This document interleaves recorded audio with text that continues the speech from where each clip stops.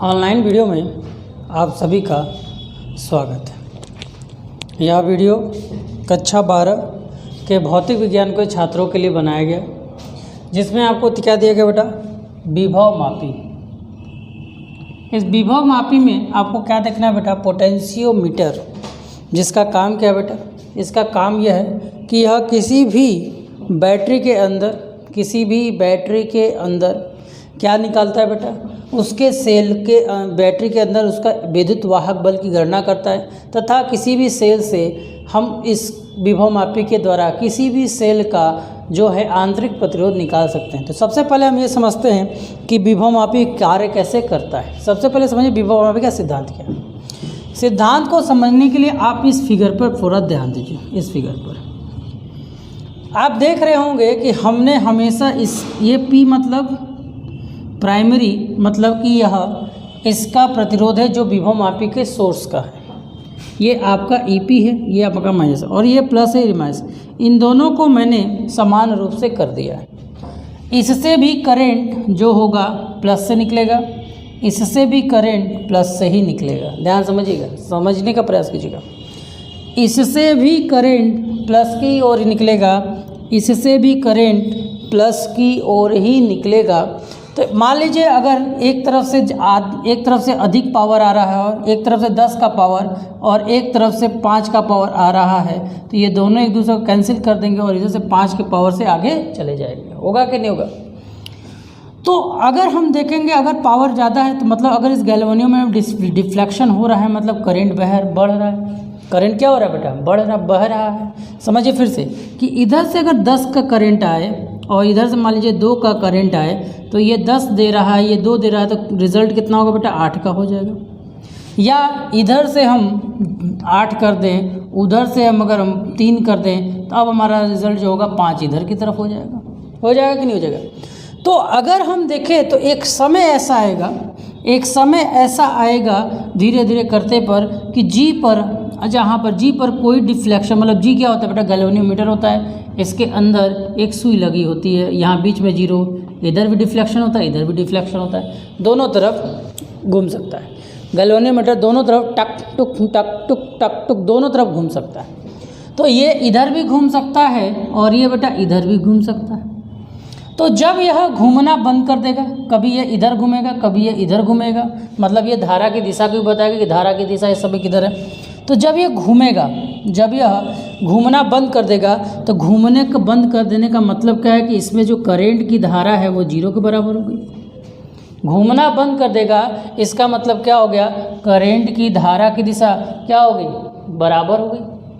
अब समझिए, यदि हम करंट की धारा देखें, इससे ध्यान समझिएगा, यदि हम करंट की धारा के बराबर 0 हो रहा है, तो इसका मतलब इससे निकलने वाला करंट और इससे निकलने वाला करंट आपस में बराबर हो जाएंगे। इसका तात्पर्य तो यही हुआ कि इससे निकलने वाला करंट और इससे निकलने वाला करंट आपस में क्या हो जाएगा? बराबर हो जाएगा। तो जब बराबर हो जाएगा, ध्यान समझिएगा, जब इन दोनों से निकलने वाले करंट आपस में क्या हो जाएंगे? बराबर हो जाएंगे, तो EP का मान अगर हम जनरली बात करें तो क्या मिलेगा बेटा? IR के बराबर मिलेगा। इसी तरह ES का मान देखें तो भी हमें क्या मिलेगा? जनरली हमें बेटा IR बराबर मिलेगा कि नहीं मिलेगा? और ये दोनों एक दूसरे के पावर को कैंसिल कर दे रहे हैं, मतलब इन दोनों के कारण जो वर्क हो रहा है, ES है क्या? प्रेरित विद्युत वाहक बल है। तो इसके कारण धारा इधर बहने की कोशिश करेगी, इसके कारण बहने वाली धारा दिशा एक तरफ करेगी। दोनों की दिशाएं सेम हैं, तो दोनों की दिशाएं विपरीत है, जिससे एक दूसरे के पावर को ख़त्म कर देगी।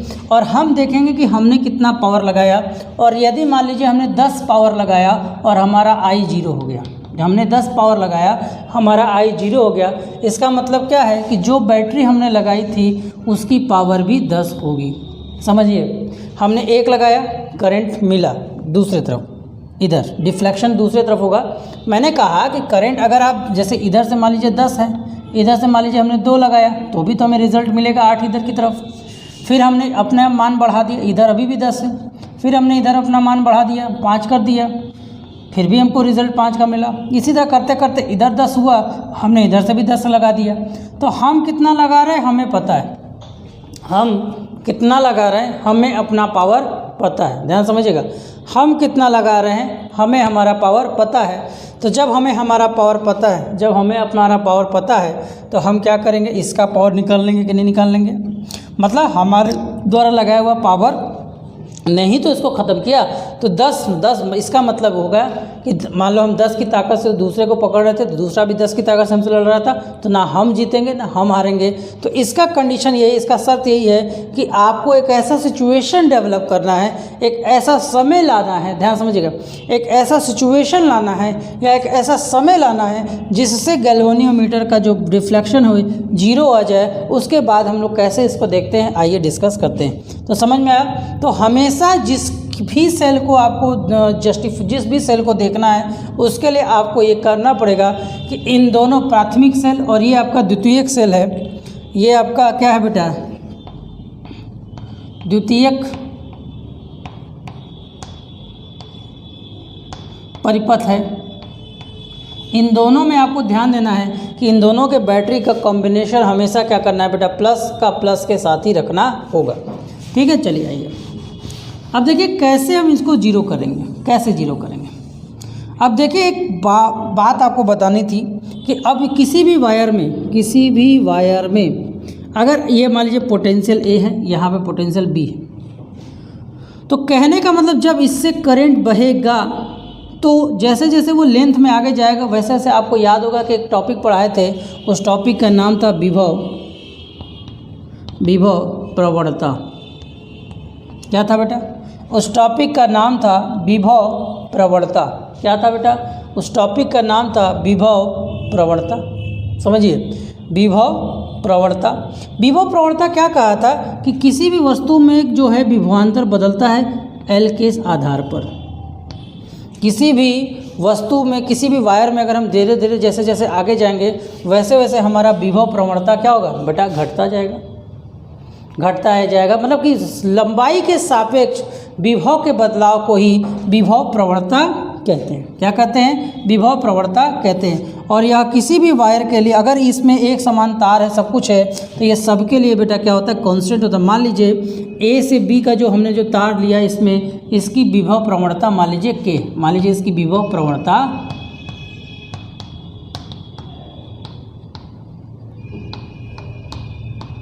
के, मान लीजिए के इसका क्या बेटा, विभव प्रवणता है।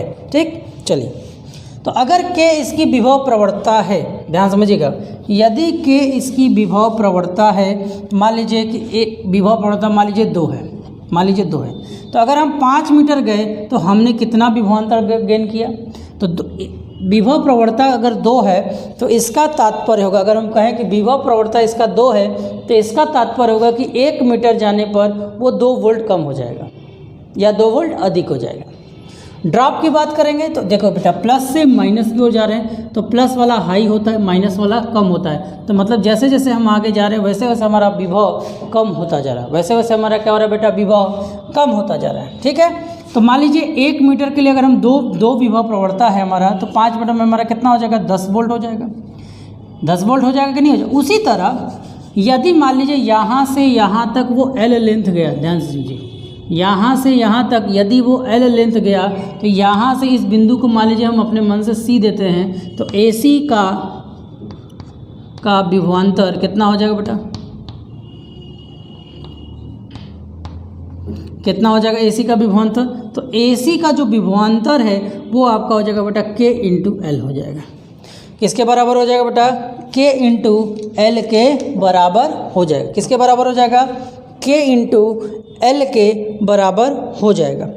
इस प्रक्रिया के आधार पर ध्यान समझिएगा, इस प्रक्रिया के K बराबर L के बराबर, ये क्या है बेटा, किसके बराबर है बेटा, V के बराबर। किसके बराबर होगा बेटा, V के बराबर होगा। तो यहाँ ये जो V है, ये पोटेंशियल देखिए, इसका पोटेंशियल का डायरेक्शन उल्टा इस तरफ है और इसके पोटेंशियल का डायरेक्शन इस तरफ है। मतलब यही वो पोटेंशियल है जिसने इस E को कंप्लीट करने से रोका। तो यहाँ पर ये जो V है, जो E है, जो आपका ES है और जो V है वो आपस में बराबर हो जाएगा। ये इसी ने तो रोकने की कोशिश की। अब आपको इसी ने तो उसको रोकने की कोशिश की। मान लीजिए आप L लेंथ पर हो और वहाँ पर आपको विभव प्रवणता यहाँ पर आपका डिफ्लेक्शन जी का 0 मिला, तो अब हम कह सकते हैं कि जो इसका ES का वैल्यू होगा वो क्या होगा बेटा, KL के बराबर होगा। यहाँ पे L क्या है, A से कितनी दूरी चली गई है। अब ये जो देख रहे हो ये जॉकी है, इस जॉकी से तुम इसको ऐसे आराम से स्लाइड कर सकते हो। ऐसे स्लाइड करोगे, आप प्रैक्टिकल में जाओगे तो आपको दिखेगा उस वायर के ऊपर आप आराम से उसको इजीली क्या कर सकते हो, मूव कर सकते हो। इजीली इसको मूव करते जाओ। अब देखो गैल्वेनियोमीटर में डिफ्लेक्शन कैसा है। यदि गैल्वेनियोमीटर में डिफ्लेक्शन मान लो इसका जो नॉर्मल एग्जिस्टेंस है वो ऐसे है, मान लो अगर डिफ्लेक्शन इधर मिल जाता है, 0 यहाँ पर है, मान लीजिए आपको डिफ्लेक्शन इधर मिल जाता है तो आप A से B की ओर जाओगे, मतलब इधर की तरफ भागोगे। और यदि मान लीजिए डिफ्लेक्शन आपको इधर मिल जाता है तब आप वापस आओगे। बात समझ रहा है। तो अगर आप इसको ऐसे ले जाओगे, डिफ्लेक्शन आपको इस डायरेक्शन में मिल रहा है, मतलब आपको और आगे जाना है। लेकिन जैसे ही आप क्रॉस कर गए आपको डिफ्लेक्शन यहाँ मिल गया, इस तरफ मिल गया, तो आप और पीछे चले आओगे। इट्स टोटली डिपेंडेंट ऑन विभव प्रवणता, मतलब जो विभव आपको इस पर दिख रहा है वो इसके कारण ही होता है। अब देखिए ज़रूरी नहीं है कि वो तुरंत आ जाए, ज़रूरी नहीं है कि वह हमें तुरंत मिल जाए। ध्यान समझिएगा, ज़रूरी नहीं है कि वह हमें तुरंत मिल जाए। इसीलिए इसका ये तो हमने बनाया परिपथीय डायग्राम, परिपथीय मतलब परिपथ के आधार पर बनाया। लेकिन रियल में आप जब जाओगे अपने प्रैक्टिकल रूम में तो आप देखोगे ऐसे आपका श्रेय होगा। ये धारा नियंत्रक का क्या काम है अभी हम आपको बताएंगे। यहाँ पे A से C तक देखो, सॉरी A से B, हमने उसमें B बोला तो इसमें भी हम B ही बोल देते हैं। A से B तक ध्यान समझिए, A से B तक पहुंचने का जो तार है वो लगभग बेटा कितना होता है, ये लगभग बेटा मिनिमम 4 मीटर से लेकर 12 मीटर तक इसको बनाया जाता है।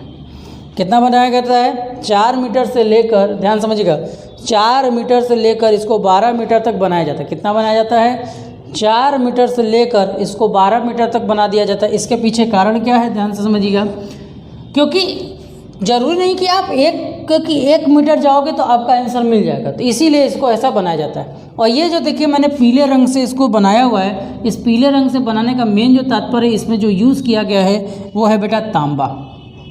क्या यूज़ किया गया बेटा, तांबा। ये तांबा का यूज़ किया गया ताकि यहाँ इस सबों पर कोई भी विभवांतर काम ना करे। मतलब तांबा का आप जानते हैं प्रतिरोधकता बहुत कम होता है, जिसके कारण उस पर लगने वाला जो विभव होता है वो काफ़ी कम होता है। फिर यहाँ से जिस तार को A आपने लिया, A को तार को लेंगे और उसमें एक बैटरी को आपको इसके प्लस से इसके प्लस को जोड़ देंगे और जोड़ने के बाद ये घुमा रहेगा। और यहाँ से देखिए जॉकी का जो गैल्वेनियोमीटर जोड़ेंगे।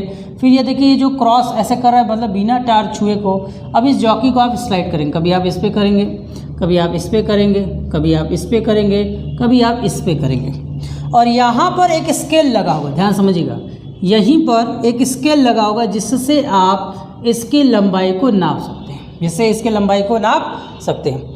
मान लीजिए आपका यहाँ पर है, मान लीजिए आपका यहाँ पर है, मान लीजिए कहाँ पर आया, यहाँ पर आया, तो ये 1 मीटर लंबा तार होता है, तो 1 मीटर 2 मीटर 2 मीटर पूरा। और तीसरे मीटर का मान लीजिए यहाँ पर हमारा 40 पर दिख रहा है, कहाँ पर दिख रहा है, मान लीजिए 40 सेंटीमीटर पर दिख रहा है। तो मतलब ये टोटल इसका लंबाई हो गया 2.4 मीटर। कितना लंबाई हो गया, 2.4 मीटर।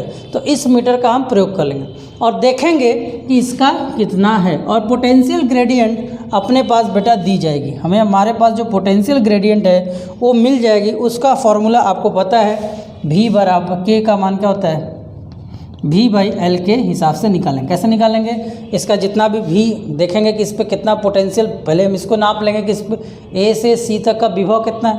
A से C तक का विभव निकाल लेंगे, A से C तक का विभव निकाल लेंगे। जब हमें विभव मिल जाएगा और लंबाई जैसे 4 मीटर से लेकर 12 मीटर तक का हम प्रयोग करते हैं, उसमें से जो भी हमारी लंबाई होगी भाग दे देंगे, हमारा विभव हमारा क्या मिल जाएगा बेटा, K का मान मिल जाएगा।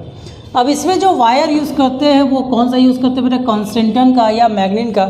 इसके पीछे रीज़न क्या होता है, सबसे पहले इसमें रीज़न क्या होता है कि बहुत बार जब पोटेंशियोमीटर को बार बार आप यूज़ करते हैं तो गरम हो जाता है, और गर्म हो जाने के कारण तारों का प्रतिरोधकता जो है बढ़ जाता है या बदल जाता है, जिससे सही मान न मिलकर गड़बड़ मान मिल सकता है। तो कॉन्स्टेंटन और मैग्नीन जो है ताप बढ़ने पर भी इनके प्रतिरोध लगभग सामान्य रहते हैं, या बदलाव भी होता है तो इतना कम होता है कि उसका कोई भी परिवर्तन आपको नहीं मिलेगा। ध्यान समझिए, कॉन्सनेंट का जो मैग्नीन का जो वायर है वो क्या होता है कि इसका जो ताप प्रतिरोध होता है वो काफ़ी कम होता है, जब इसके ताप परिवर्तन में जो वृद्धि होती है वो ना के बराबर होती है। लेकिन और दूसरी बात, इनका प्रतिरोध काफ़ी ज़्यादा होता है। नॉर्मली जो प्रतिरोध होता है काफ़ी ज़्यादा होता है, जिससे कम दूरी पर ही यह मान हमें प्राप्त हो जाता है, जिससे हमें कम दूरी पर ही हमें इनका मान प्राप्त हो जाता है। समझ में आया? तो चलिए इसे फटाफट देख लीजिए और बुक से आप इसके नोट्स को कंप्लीट कर लेंगे। ठीक है, चलिए आते हैं। अब बात करते हैं कि मान लीजिए कि अगर हमें किसी दो बैटरी का तुलना करना है कि किसका प्रतिरोधकता पावर ज़्यादा, धारा नियंत्रक के बारे में तो मैंने आपको बताया नहीं, धारा नियंत्रक का क्या प्रयोग है। धारा नियंत्रक का देखो प्रयोग क्या है बेटा, यहाँ पे जो धारा नियंत्रक का प्रयोग यह है कि मान लो कि तुम जॉकी को लेकर पूरा ए से लेकर बी तक चले गए और जो ए से लेकर बी तक चले गए और जी में जीरो नहीं हुआ, मतलब कहने का मतलब कि जी अगर आपका इधर ही था, ध्यान समझिए, ये डिफ्लेक्शन होना चाहिए था, ऐसे होना चाहिए था जीरो पर, लेकिन हो कैसे गया ऐसे, और कितना भी आप ए से बी तक आए वो इसको डाक नहीं पाया। इसका मतलब क्या, जब ये इसको डाकेगा इसका मतलब क्या, पीछे आइए। देखिए ध्यान से, जैसे आप जॉकी को मैंने बताया अगर ऐसे लेकर जाओगे और यहाँ से जब अगर ये पीछे डिफ्लेक्शन तो आपको आगे जाना होगा, अगर डिफ्लेक्शन इधर है तो आपको इधर आना पड़ेगा, लेकिन आप ए से बी चले गए, उधर का इधर ही रहा, वो जीरो को क्रॉस ही नहीं किया। तो ऐसे कंडीशन में क्या करते हैं, धारा का मान बढ़ा देते हैं। अब धारा के मान बढ़ाने से क्या होता है बेटा, V = आपने IR का तो पढ़े में पढ़ा ही होगा, तो अगर हम I का मान बढ़ा देंगे तो विभव का मान क्या हो जाएगा बेटा, बढ़ जाएगा। मतलब अब A से B सिरों के बीच का विभवांतर काफ़ी ज़्यादा हो जाएगा, मतलब और भी इसका प्रयोग हम कर सकते हैं। जैसे यहाँ से यहाँ तक, मान लीजिए यहाँ से यहाँ तक विभव प्रवणता यदि 10 था, तो अगर हम कोई भी बैटरी का जो पावर 10 तक होगा तो उसको तो हम देख लेंगे, क्योंकि यहाँ से यहाँ तक बी तक जाने के बाद 10 ही तक का डिफ्लेक्शन दिखा, 10 तक का पावर है। लेकिन मान लो किसी बैटरी का पावर अगर यदि 12 हो जाए तो इससे 12 वाले पावर को तो आप इससे नाप नहीं पाओगे। तो फिर हम क्या करेंगे, धारा नियंत्रक से अब इसकी वैल्यू 10 से बढ़ाकर 15 कर दें, जिससे वो E = 12 को नाप सके। समझ में आया? चलिए अब इस धारा नियंत्रक की सहायता से, अब इसकी सहायता से हम किस प्रकार, ध्यान समझिएगा, इसकी सहायता से हम किस प्रकार क्या करते हैं बेटा, दो सेलों के बीच में हम बात करते हैं। मान लीजिए पहला सेल हमारा E1 है और एक और सेल इसके साथ हमने जोड़ दिया, इसी के साथ, जैसा कि मैंने बताया है, और इसको हमने जोड़ दिया। इन दोनों में हमने लगा दिया एक की, तो इस पे E1 लगा, इस पे E2 लगा है। अब देखिए पहले आप क्या करिए, ये आपका की1 है और ये मान लीजिए की2 है, ये आपका K1 है और ये K2 है, मतलब K2 है। अब देखिए बेटा K1 को आप ऑन करिए, और K2 को ऑफ कर दीजिए, K2 को क्या कर दीजिए, ऑफ कर दीजिए। यदि ऐसा होगा तो इससे E1 का मान मिल जाएगा। मान लीजिए E1 का मान कितना होगा, इधर से इसको स्लाइड किया, स्लाइड करने पे आपको L1 डिस्टेंस पर, मान लीजिए आपने इसको स्लाइड कर आप इसको स्लाइड किए और ये यहाँ आ गया, और यहाँ पर आने पर, ध्यान समझिएगा, यहाँ तक आने पर उसको क्या मिला बेटा, यहाँ तक L1 लेंथ पर आने पर उसका डिफ्लेक्शन मतलब 0 हो गया और G का हमें मान मिल गया। फिर हम क्या करेंगे, अब यह प्रक्रिया हमें कब मिला, जब हमने K1 को ऑन किया था, तब हमारे लिए E1 की वैल्यू मान लो हो गई KL1। ठीक, इसी तरह अब हम क्या करेंगे, K1 को ऑफ कर देंगे, K1 को ऑफ कर दीजिए और K2 को ऑन कर दीजिए, K1 को ऑफ कर दीजिए और K2 को ऑन कर दीजिए। जैसे ही आप ऐसा काम करोगे तो वही सेम चीज़ फिर से आप इसको डिफ्लेक्ट करोगे। मान लीजिए आपको इसको यहाँ पर डिफ्लेक्ट करना पड़ा, तब आपका आया, तो मान लीजिए यहाँ से यहाँ तक का जो लेंथ होगा वो L1 हो जाएगा। मतलब इस बैटरी का जो EMF होगा, जो E2 होगा, वो क्या हो जाएगा बेटा, KL2 के बराबर हो जाएगा। अब अगर हम E1 और E2 के बीच में कंपैरिजन करें तो E1 अगर हम E2 कर दें, ध्यान समझिएगा, E1 E2 कर दे तो हमें क्या मिल जाएगा बेटा, L1/L2 की वैल्यू हमें मिल जाएगी। और इस तरह से कैसे मिल जाएगी, देखो K से K कट जाएगा। तो इस तरह से हम किसी भी दो बैटरी तीन बैटरी का जो उनके बीच में देखेंगे कि क्या रेशियो है, क्या संबंध है, ये हम बड़े आसानी से निकाल सकते हैं। जैसे यहाँ पे 2 बैटरी को जोड़ा है, यदि आपको यहाँ पे 3 बैटरी जोड़ना है तो आप 3 जोड़ दो, फिर वही काम सबका इंडिविजुअल अलग अलग निकालो और सबकी वैल्यू को फाइंड आउट कर लो। कुल मिलाकर आप समझिए इसमें क्या क्या मेन बातें हैं। तो इसमें सबसे ज़रूरी है विभव प्रवणता,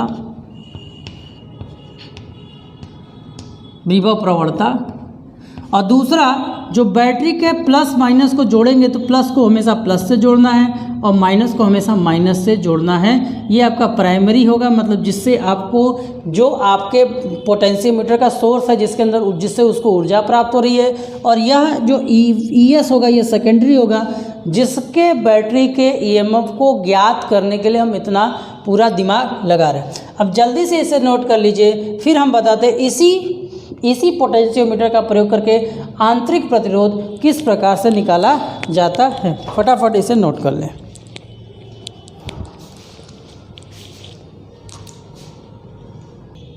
चलिए अब हम देखते हैं कि किस तरह से हम किसी भी बैटरी का विभव मापी का प्रयोग कर आंतरिक प्रतिरोध निकाल सकते हैं।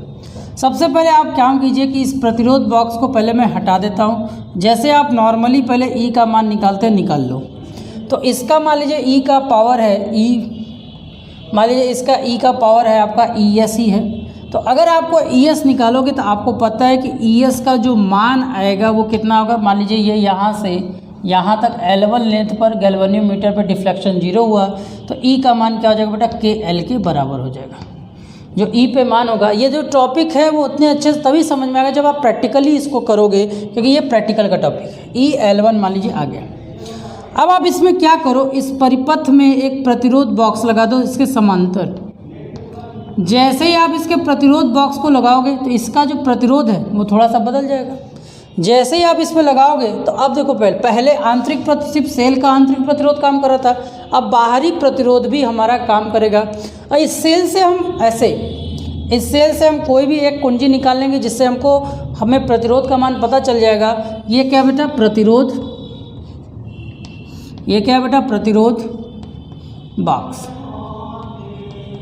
ठीक है, ये क्या बेटा, प्रतिरोध बॉक्स। प्रतिरोध बॉक्स का कहने का मेन मतलब क्या है कि ये जो ऑब्जेक्ट जो आप देख रहे हो, अब प्रतिरोध बॉक्स लगाने से अब ये V बन जाएगा और इस V की वैल्यू मान लो कब, इसमें भी वही काम, डिफ्लेक्शन करोगे। मान लो डिफ्लेक्शन करने पर वो यहाँ पहुँचने पर उसका 0 हो गया, और यहाँ से यहाँ तक का लेंथ मान लो L2 है, मान लो क्या बेटा L2 है, तो V का मान क्या हो जाएगा बेटा, KL2 हो जाएगा। इसी तरह अगर हम इसको नॉर्मली E मान लेते हैं तो E/V करेंगे तो हमें क्या मिल जाएगा बेटा, KL1/KL2। तो इससे हमें E/V का मान कितना मिल जाएगा बेटा, इससे हमें E/V का मान मिल जाएगा L1/L2 के बराबर मिल जाएगा। और L1 L2 का मान आपको पता है, जॉकी के लेंथ स्केल से आप निकाल लोगे। अब आता है बात कि आपने एक फॉर्मूला पढ़ा होगा आंतरिक प्रतिरोध निकालने का, R बराबर ब्रैकेट में E/V -1 और R, ये पढ़ा होगा। यहाँ से ये R कैसे निकलेगा, जो प्रतिरोध भाग से जिस प्रतिरोध को आप निकालोगे वो प्रतिरोध आपके सामने होगा, वो आपके वहाँ पे दिया रहता है। और अभी हमने E/V का मान निकाला है, क्या मिला बेटा, L1/L2। तो यहाँ से R का मान हमें मिल जाएगा L1/L2 -1 और ये आपका R। मतलब इस सूत्र का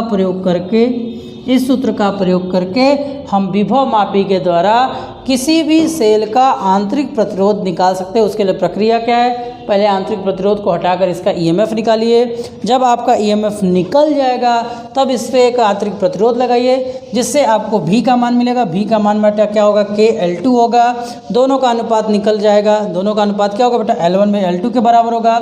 और R का मान आप पहले से पढ़े हुए पिछले वीडियो में इसी चैप्टर में पढ़े होंगे, आंतरिक प्रतिरोध बराबर E/V -1 R, जब आपको वैद्युत सेल बताया गया था। ठीक है, तो इसे फटाफट कर लो नोट, फिर आते हैं हम लोग अगले वीडियो में।